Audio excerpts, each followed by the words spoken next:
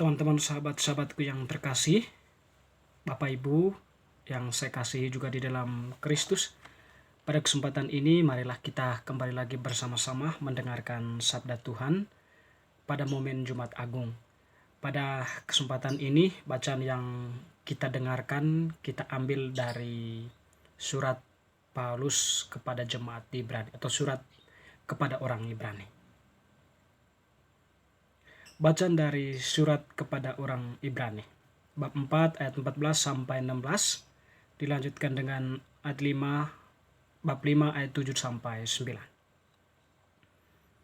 Saudara-saudara, kita sekarang mempunyai imam agung yang telah melintasi semua langit, yaitu Yesus anak Allah. Maka baiklah kita teguh berpegang pada pengakuan iman kita.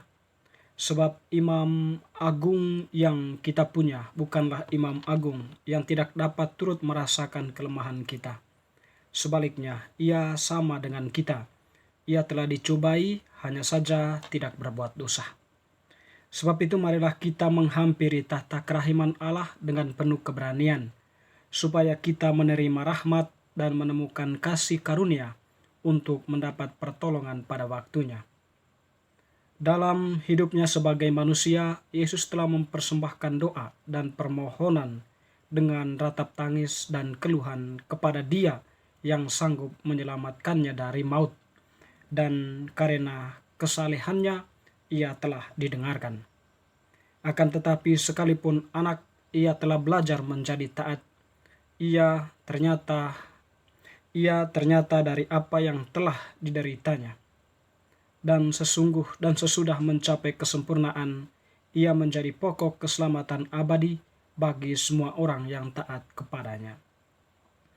Demikianlah sabda Tuhan, syukur kepada Allah. Bapak, Ibu, saudara-saudari, teman-teman sekalian yang terkasih, kita memahami Jumat Agung merupakan suatu peristiwa di mana kita sebagai umat Kristen dan secara khusus Katolik, kita mengenangkan sengsara dan wafat Tuhan. Dalam peristiwa Jumat Agung ini, tentu kita mengarahkan pandangan pada peristiwa penderitaan Tuhan atau Tuhan yang mengalami kesengsaraan, di mana Dia sebagai manusia yang taat kepada Allah dan mengajarkan serta melakukan tindakan-tindakan mujizat sesuai dengan kehendak Allah kepada manusia, dihukum, disiksa, dihina oleh manusia itu sendiri. Tetapi hal yang paling penting bahwa Tuhan di dalam menjalankan penderitaannya itu tidak pernah lari dari kenyataan itu. Tentu di sini Tuhan mau menunjukkan kepada kita betapa Dia sangat mentaati kehendak Bapanya.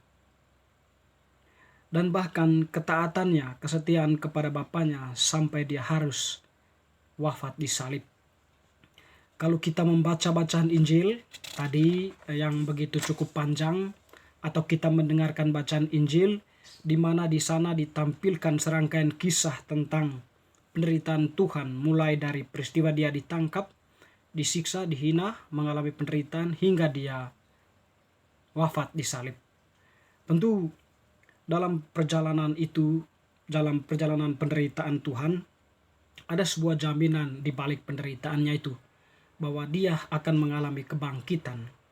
Dan karena kesetiaannya tadi kepada kehendak Bapa, menjalankan penderitaannya dengan penuh kesetiaan dan bahkan wafat di salib, Yesus kembali kepada kemuliaannya, di mana Dia mengalami kebangkitan dan kembali ke dalam kesempurnaannya sebagai Allah Putra. Dari bacaan yang telah kita dengarkan tadi, bacaan dari surat Ibrani, dari surat kepada orang Ibrani, jadi merefleksikan bagaimana Yesus yang menderita itu. Jadi sebenarnya atau dalam surat ini, Yesus itu dilihat sebagai imam agung yang melintasi semua langit, ya. Dan Dia itu adalah anak Allah.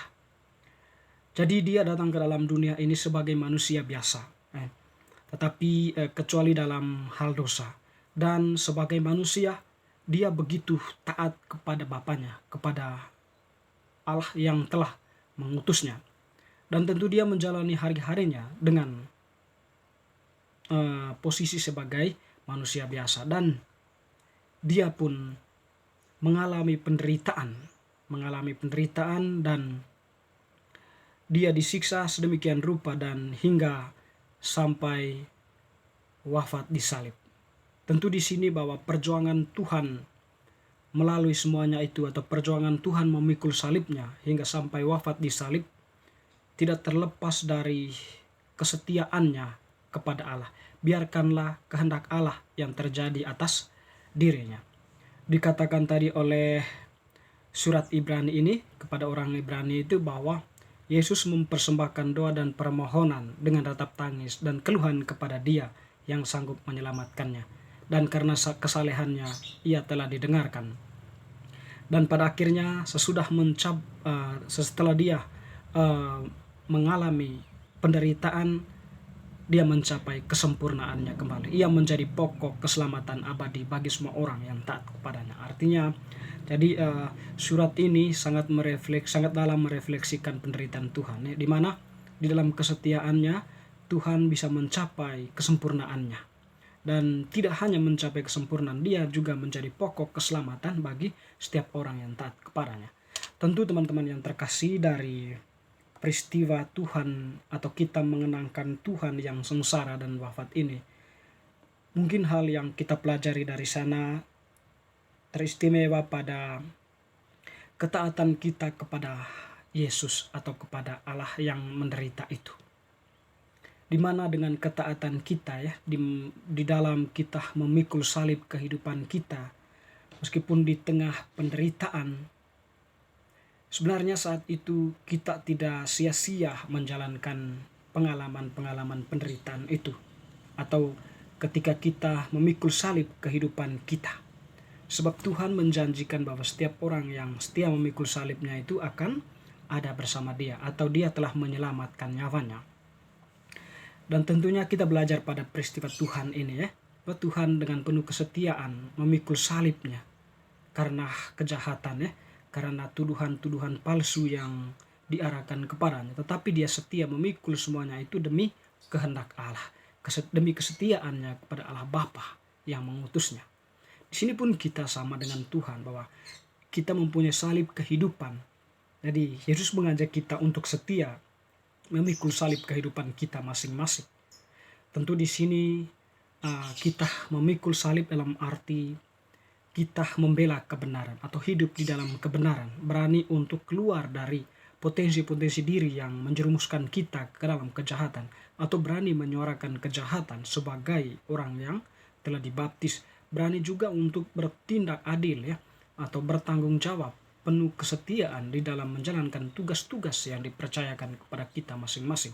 Meskipun kita dipandang dunia sebagai orang yang kuno, kolot, tidak mau terjun dalam dunia kejahatan atau ingin memperoleh harta, kekuasaan, memang Tuhan tidak menghendaki kita seperti itu. Tetapi cukuplah hidup kita dengan kebenaran, melakukan apa yang menjadi kehendak Allah sendiri. Kiranya itulah makna dari Jumat Agung untuk kita. Kita mengenangkan sengsara dan wafat Tuhan, dan di balik peristiwa itu kita menemukan kesetiaan Tuhan yang total kepada Bapaknya, dan kita pun belajar padanya untuk setia kepada Yesus karena Dia adalah pokok keselamatan kita, sebagaimana yang diungkapkan oleh bacaan dari surat kepada orang Ibrani yang telah kita dengarkan tadi. Teman-teman, semoga Jumat Agung ini menjadi momen bagi kita untuk semakin merendahkan diri di hadapan Allah, semakin setia dan taat kepada. Semoga